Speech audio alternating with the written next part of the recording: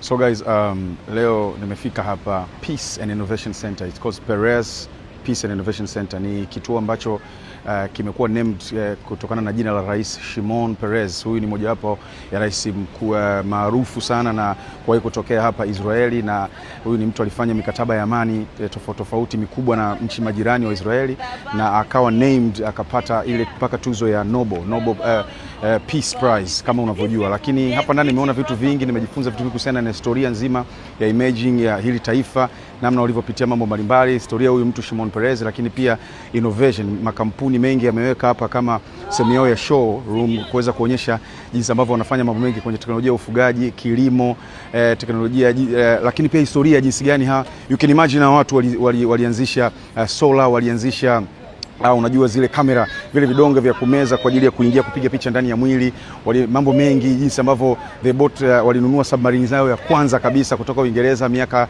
zaidi ya 40 iliyopita. Kuna vitu vingi sana nimejifunza hapa ndani wanavyofanya katika mambo mengi, wakisha wana defense system yao na vitu vingi. Kwa hiyo kama unaweza kuona kwenye video hii, pass through vitu vingi nimeona, lakini pia nimeweza kujifunza jinsi gani walikwenda mwezini. Kama unavyojua hawa jamaa ndio watu wa kwanza kwenda mwezini, na katika video hii utaona ambavyo nilikuwa kwenye 3D nimeweza kuzungumza na kupata maelekezo kutoka kwenye namna walivyoweza kwenda kwenye space na vitu vingi, challenge walizopitia ilikuwaje. Hawa ni watu walioweza kwenda kwenye space kwa kutumia dola milioni 1. Wakati huo ilikuwa inahitaji dola bilioni 1 ili kuweza kufika kwenye mwezi, lakini walitumia kwenye budget ya 10% kulinganisha na budget ambayo ilikuwa inatakiwa, na still wakamake kufika kwenye mwezi, na vitu vingi ambavyo vimefanyika. Vitu vingi wajifunza hapa, lakini I would say these guys are amazing in terms of technology and innovation. Ni ajabu jinsi ambavyo nchi ndogo kabisa katikati ya Middle East, eneo ambalo 60% ni jangwa, lakini wameweza kufanya mambo yote ndani ya miaka 70 tu ya uhuru wao.